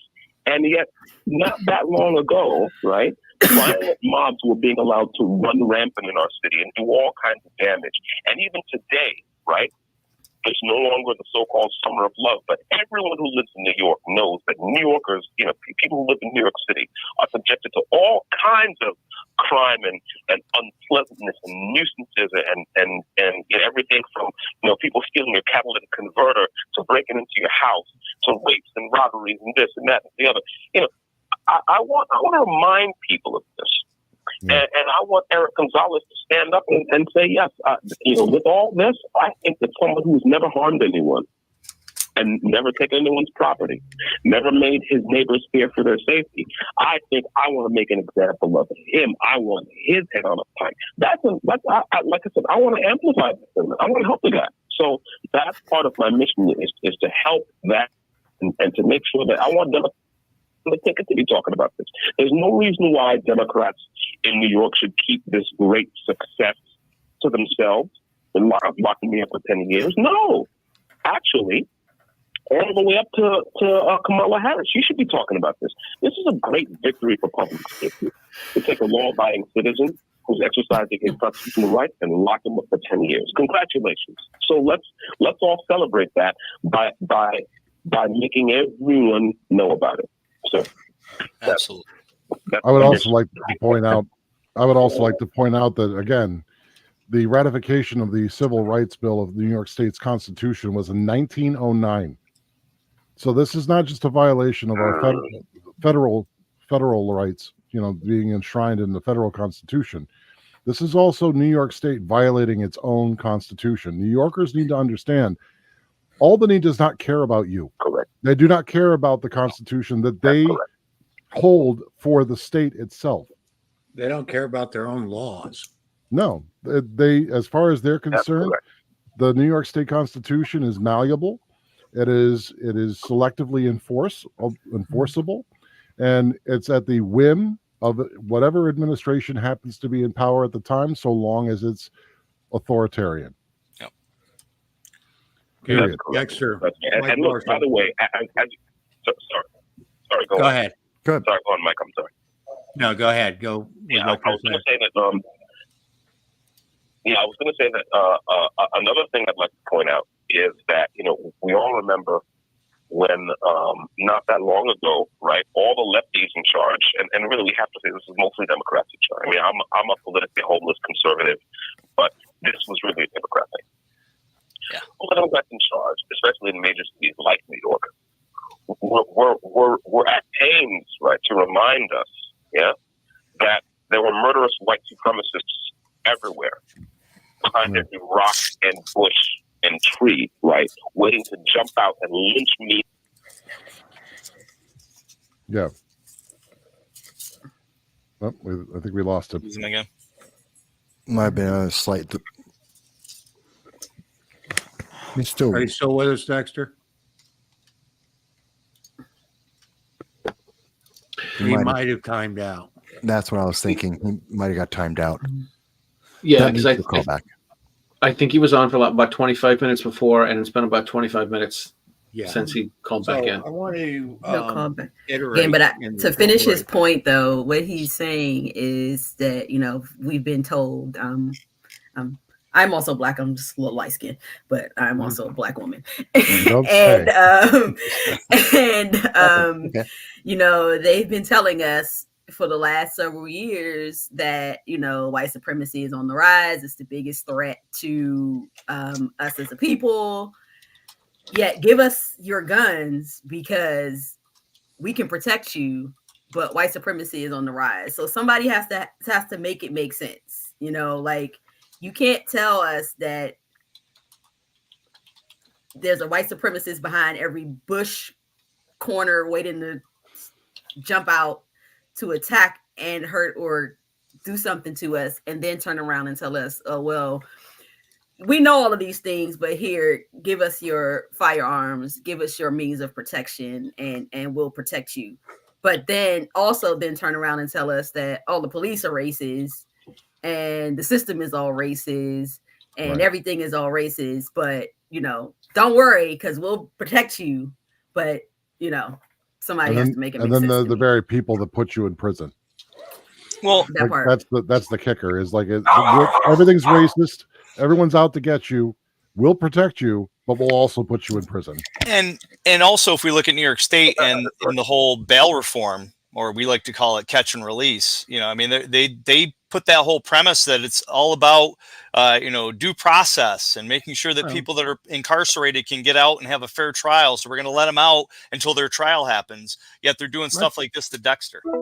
Let's look at this judge's or this DA's record here for just a second. Okay, and this is from Reason Magazine. Pursuing Gonzalez's other recent wins is instructive. They include securing a 7-year sentence for a man who repeatedly sexually assaulted a young girl, a 3 to 9 year sentence for a man convicted of second-degree manslaughter, and a 3.5 year sentence for a woman who stole almost $1 million from 9 people. That's it. Yet there wasn't a single victim to Dexter Taylor's supposed crime. Well, remember, Mike, there was during the 2020 BLM riots, 6,000 New Yorkers were absolved of rioting in the second degree, of arson and assault. We saw that's just in New York. That's just New York City. That's not New York State. Right. That's not the United States. That was just New York City. And that just kind of puts it into perspective. Oh, we have bail reform and we have criminal justice where we're looking at gangs of individuals from various countries that we've seen 11 individuals attacking 2 New York City police officers and released and then allowed to go to other states and to disappear throughout the country. This is not unusual, but yet here goes a law-abiding citizen who has no criminal history, no violence, no complaints, did everything legally, and they suddenly, without any provocation, decide not only are they going to persecute him, but they're going to make him an example, which I personally believe would mean that they're using Dexter as a way to say, shut up or else. That's how it makes me feel when we hear all the evidence and all the irregularities. And meanwhile, here's you got Dexter, who, like you said, law-abiding citizen, not a blip on his criminal record for anything at all. 30 years, at the same place, living in the same neighborhood, doing the same thing, secure family, the whole thing. They send him to Coxsackie, to a maximum security facility in upstate New York, when 5 miles from the guy's house is Queensboro, a minimum security facility. This guy's not John Dillinger, not Al Capone. He's not a gang member. And the thing that pisses me off is Dexter has a 16-year-old daughter, or at least at the time. I mean, where's the crying about family separation? Absolutely. And how's that going to affect family? It's ridiculous. They don't care. Yeah. No, they don't. So instead of okay, you want to incarcerate the man while he's waiting for his appeals to come through. Okay, fine. He's got a 16-year-old daughter. Why do you put him in a facility 160 miles away from where his daughter lives? And parents that are well into their 80s. Yeah. So nobody can get up there to see the guy. The poor guy's up there, all the way up there for no reason. You can't facilitate him locally. They can facilitate COVID patients in retirement homes and kill half of the retirement community in New York City during COVID, but they can't put Dexter in a minimum to light security facility closer to his family. Mind you, perspective. Mind you, go ahead. That according to New York State, Dexter Taylor is a violent felon. Yeah, but remember, he doesn't have the same kind of friends that, say, Jussie Smollett has. Remember, the national embarrassment and all the friends that Jussie Smollett came in to pull out a hoax. And after being Jussie Smollett, Chicago, falsely claimed, for those who may not remember, falsely claimed that he was attacked by individuals based on his race and his political identification. And what in fact did turn out is he lied. He was using all of that to get a better contract because he was an actor in a TV show. Yep. And ultimately, at the end of that day, what happened? Jussie Smollett said he couldn't stay in prison, and his friends got him out. He was released after being convicted. He was released. I think we got quarterback. I think we got him back on the line now. Yes, please. Yes, can you hear me? Dexter, you there? Yep. Yes, I am. Can you hear me? Yes. Yep. Okay, good. We got that little thing cleared up. Excellent. Yes. Sorry, I heard there was something weird going on, but anyway, I did hear Crystal's comment, and it can't be improved upon, except to say that the flip side of that contradiction, right? That we have these leftist politicians telling us that everything is racist and everything is terrible and everyone's trying to kill us, but they want to disarm us. Is that the people, people who've been the so-called anti-racists and the people who are always talking about black civil rights seem to have a blind spot when it comes to one civil right in particular, and I find that fascinating. I mean, there are people who will they're glad to kind of wax poetic, right, about Harriet Tubman, but they forget that Harriet Tubman was packing. You see? Yeah. Right. And there are people who are glad to wax poetic about our civil rights leaders. Like the whole point of the civil rights movement was that it was appealing to a value higher than whatever law they scribbled in the state house of a particular Jim Crow state. You see, and so that I think we can't emphasize that too much. That we need a rethink. How we think of things in this country. And certainly the people who claim to be interested in civil rights, who claim to be on the side of Black Americans, need to understand that if you say you're on the side of Black Americans and you're not in favor of the Second Amendment, then you're not for real.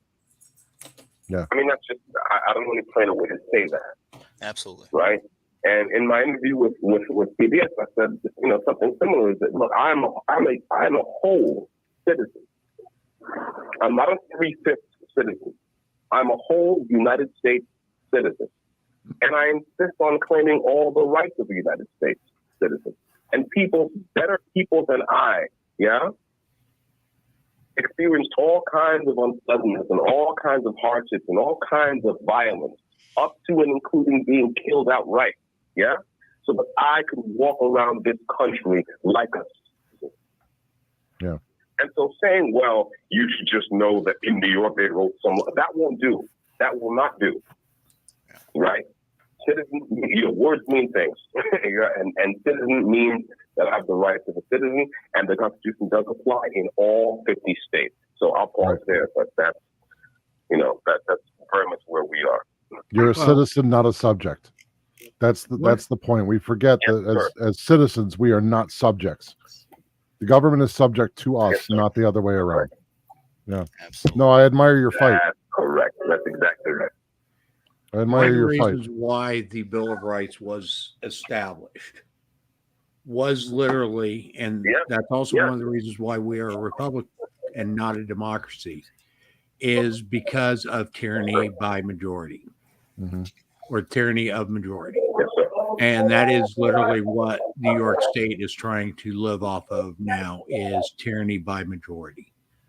And these egregious violations of individual rights is proof of that. The violation of your rights, Dexter. And then you've got the same prosecutor who's working out deals and letting people off with 3 months. What was it?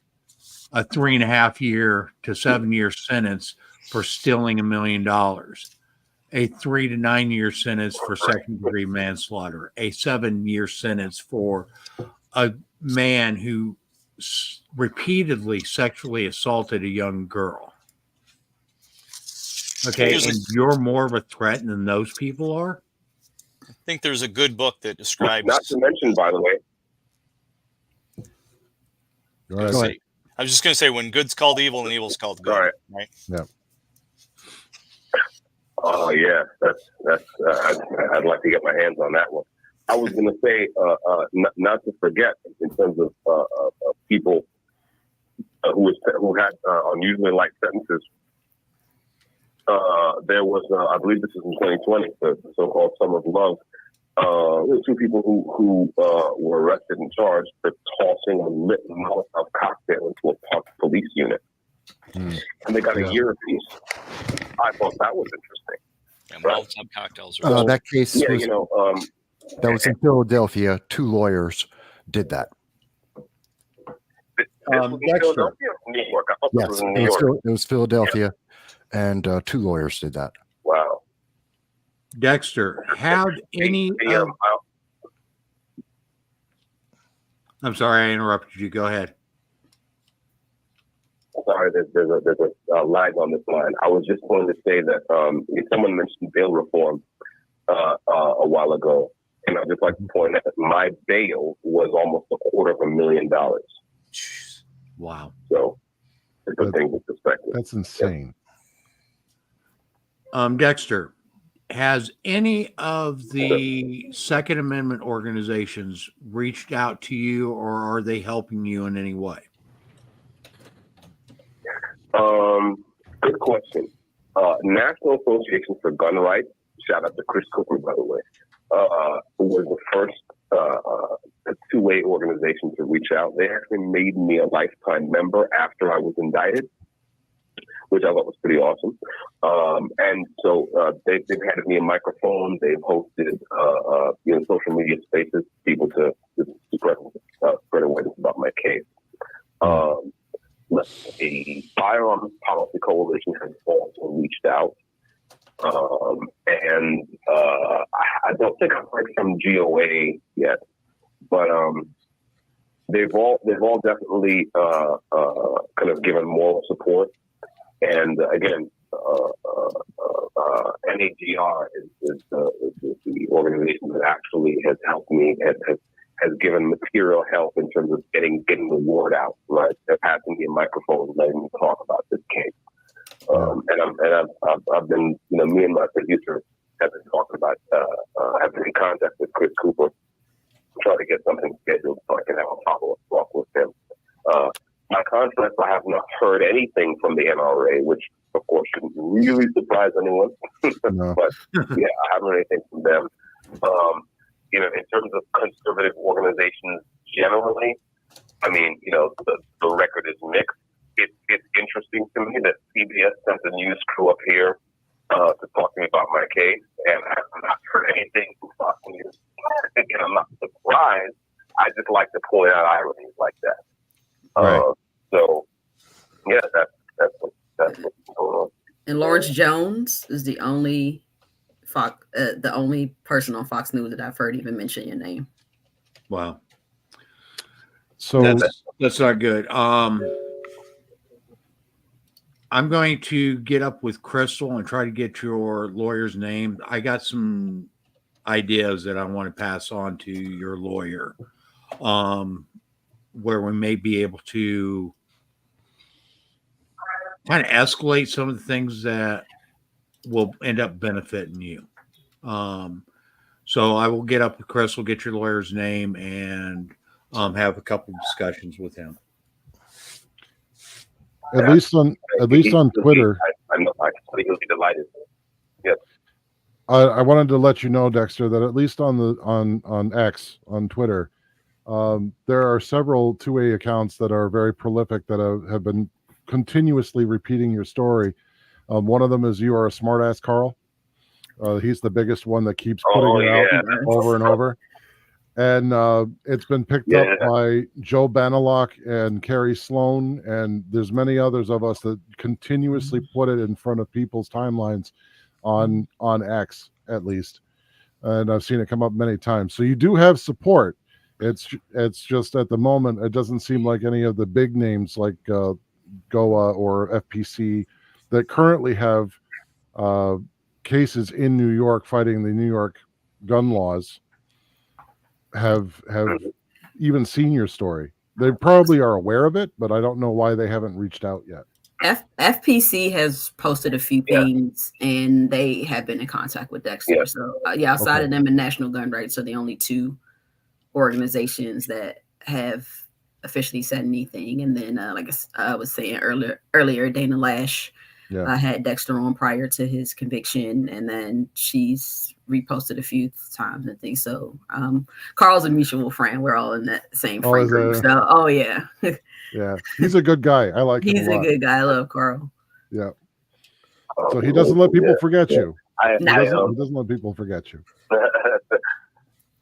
I've heard, because when I talk to my mom, she says, this guy Carl is really, he's really on the case. And, other people say, like, Carl's on it all the time. I mean, we're always posting and then reposting each other's stuff, and that's kind of how we work that out. Yeah. I mean, this is the thing, I don't want to. I'm glad you mentioned this, because I don't want just because the big names and the big microphones have kind of seem to have ignored the case.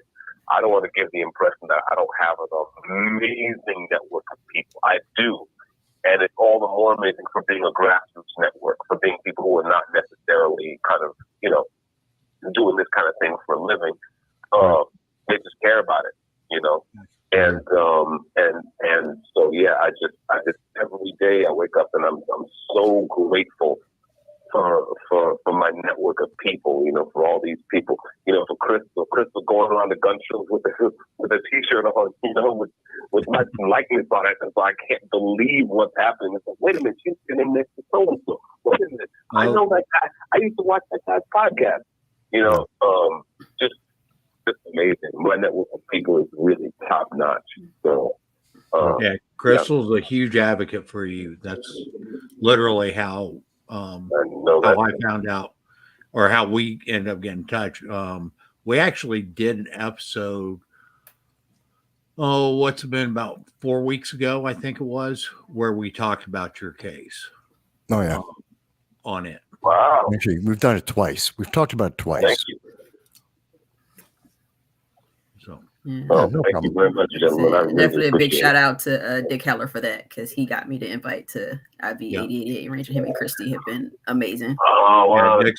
Dick's a great guy. Dick Heller's been working behind the scenes. Oh, yeah. And of course, it was Crystal who approached Dick Heller in the first place. I mean, Crystal is why he knows about it. I got that man's personal number. Like, I have his home phone number, his cell phone number. We communicate all the time. He's awesome. That's amazing.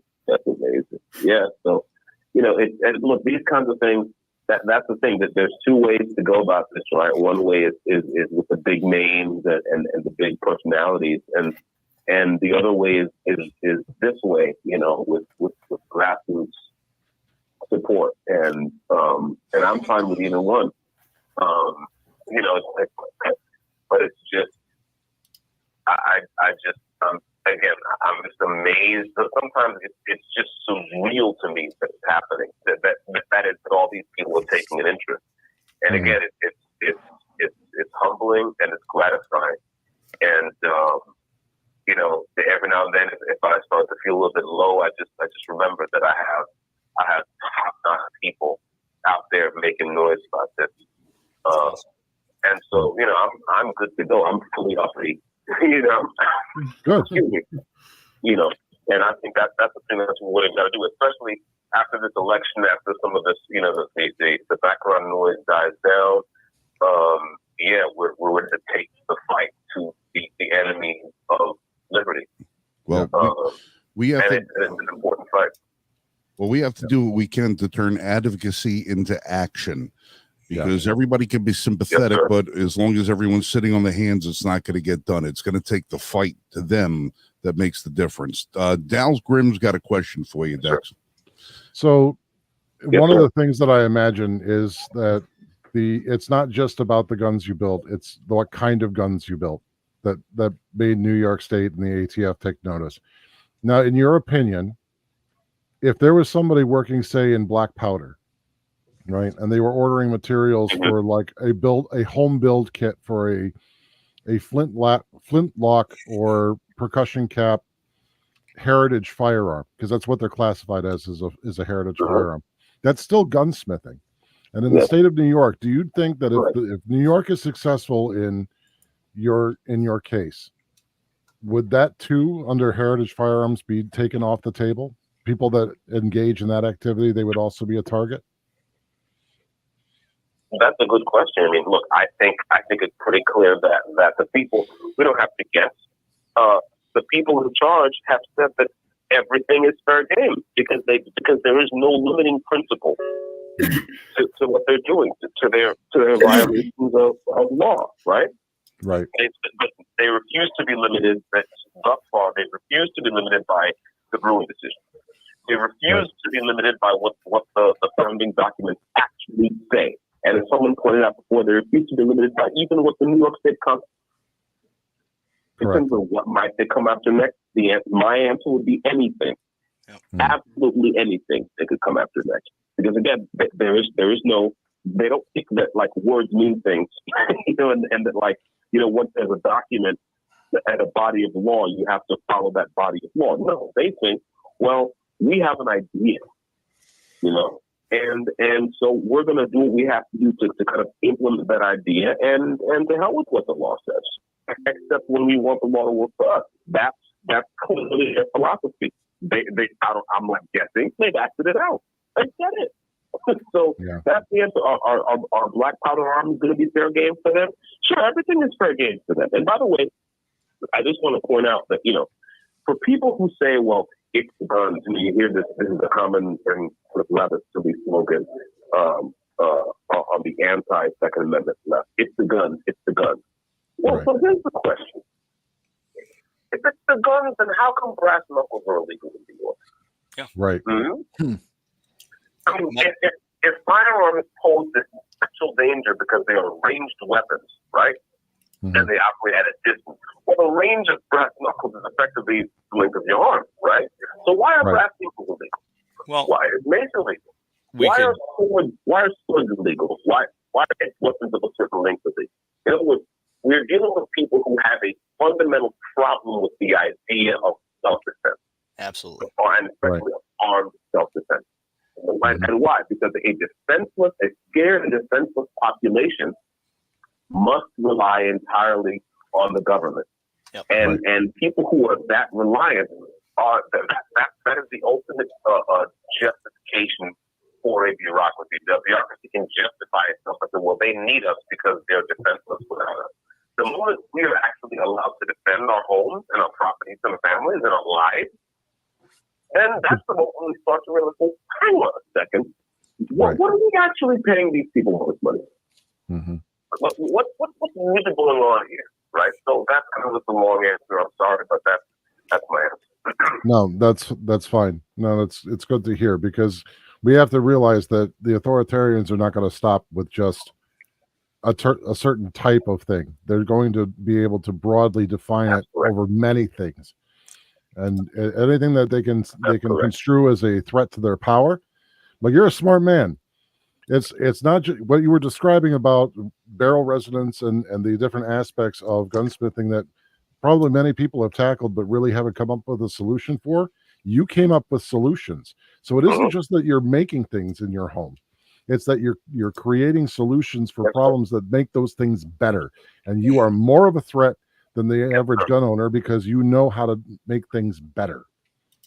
That's the biggest problem that they have, is that's why the idea that my son, for example, wants to do gunsmithing, I'm like, not here. Don't do it in New York State, because at the current level, if you were to do it here, you would wind up just like Dexter Taylor. And he was like, who? And I'm like, let me show you. And he's like, oh my God. And I'm like, yeah. I'm like, this is how far the government will go to suppress your liberty. And he's not of age yet. He's almost 18, but he's like, he's wanting to go. He wants to go serve in the Marines, and he wants to be a soldier. And I'm like, if you do this, you have to understand who you're signing up with. And right now, the government that's in charge is not going to protect you or treat you decently. They're not going to see you as a valuable That piece is of correct. equipment. They're going to see you as a threat, as an existential threat. And then they're going to give you training on top of it to make you an existential threat. And then when you cease to be useful, they will ditch you. 1,000%. So be careful. Correct. You know, and if you want to go pursue, you know, manufacture of things, or you want to practice weapon science, not here, not now. Maybe later, once your That's right. case is settled That's and won, Right. right? Once your case is all won, That's right. and But we not fought now. for liberty, but not Yeah. now. Yep. That's right. To real And quick that's to your really a shame. I mean, if you think it, sorry, go on. I'm very sorry. Go on. No, Dexter, I was just going to say to your point too, they banned nunchucks in New York State back in the 70s because they were worried that Bruce Lee was going to make them famous and people would rob banks with nunchucks. And they just recently, under Cuomo, made them legal again. So, like, you're spot on with the metal knuckles and plastic knuckles, the 10 deadly weapons that New York State has in the penal code. Yeah. Right. It's like, so when we hear people say, because, you know, when I was, in the run up to my imprisonment, of course, we were having these debates online, and you see these people, these hysterical anti-gunners. It's the guns, obviously stupid. It's the guns, and they think they've scored a point by being rude to someone who cares about the gun. It's like, well, no, it's not the gun. Obviously not. And the fact is that any part, expanding on the previous question about whether black powder arms are for grabs. You see this. You see that everything is up for grabs. Everything is up when there's no limiting principle. Those people who know my content know that I'm a big fan of G.K. Chesterton. And one of the things he said, which I thought was very interesting, is that if you let a law go, if you let go of a law, if you let it, you send it out there. It's like letting go of a dog or a horse. It will follow its own nature, not yours. Mm-hmm. It will do what it wants to do. And the special thing we all, and of course all of us here know it, but I just want to remind people listening that one very special thing we have that we shouldn't take for granted is the fact that we have a body of law, right, enshrined in a single document that limits government. Most laws limit what citizens can do, right? We have the Bill of Rights that limits what the state can do. And this is vital because there must be a limiting principle. There must be something where saying, no, you can't do that. So, this is what we're up against. And look, I think the good news is that people who really get to hear the argument, hear our arguments. People, if they're arguing in good faith, they understand where we're coming from, even if they're not gun enthusiasts like I am or like you all are. They understand where we're coming from. So what we have to do is just continue to spread the word. I wanted to. I know I've been going on for a bit, but I wanted to bring this in because I think this may have been edited out of the CBS interview, the segment that showed on TV the other night. Is a lot of people, when they hear about my case, what they say is, well, making guns is fine, but they were untraceable because they didn't have serial numbers. And I just want anyone who's listening who may not be up on this stuff like we are, to understand that is basically anti-Second Amendment propaganda. It's very simple. A serial number on a weapon is designed to track a certain series of events in the history of that weapon, the life of that weapon. Those events are legitimate purchases or legitimate transfers. So now, hopefully no one is silly enough to think that people who are running around robbing their fellow citizens or doing home invasions, right, or shooting people down in the street, hopefully no one thinks that those guys are actually purchasing weapons legitimately and then going out and committing crimes with those same weapons. So the idea that an unserialized weapon is somehow magically untraceable, that's nonsense. Because the fact is, weapons on the street, weapons used to commit crimes, have usually been stolen. And in any case, when a crime is committed with a weapon, the police have to show up and do police work. They don't just get to look. First of all, if they can't recover the weapon, the serial number is useless. That's the first thing. second thing is, no one says this, of course, about knives. Right. No one says that, when someone is stabbed to death with a knife, no one says, oh, now the cops won't be able to investigate this homicide because the knife didn't have a forge marking or a serial number. That's ridiculous. So the idea that serial numbers the lack of a serial number makes all police work futile is nonsense. Cops who know their business and who know how to work the streets and work homicides like they always work homicides. If the weapon is there, they can recover it, and they can figure out what happened. They can canvass the scene and talk to witnesses and this and that and this and so, and do police work, as we used to call it in living memory. So I'll pause there. Quick follow-up on serial numbers. Serial numbers were not required by the government until 1968, and they were put into the Gun Control Act of 1968. And that's when serial numbers were required to be put on by gun manufacturers. Corporate gun manufacturers, right? Yes. Let me follow up with that. The FBI in its Crime in the USA report, as well as several other reports, using this for red flag laws and other data for the government, do not track ghost guns. And the answer from the FBI is there are so few cases, it's not worth tracking. This comes from the FBI directors. Right. I believe Director Ray was the one who said that in this case. They've said it several times. They have every category of gun, the types of guns that commit crimes, the various types of guns, types of guns that are used in various types of crimes, not ghost guns, because it's not an issue. It's political, but it's not a real crime issue. It's just something they use as an excuse.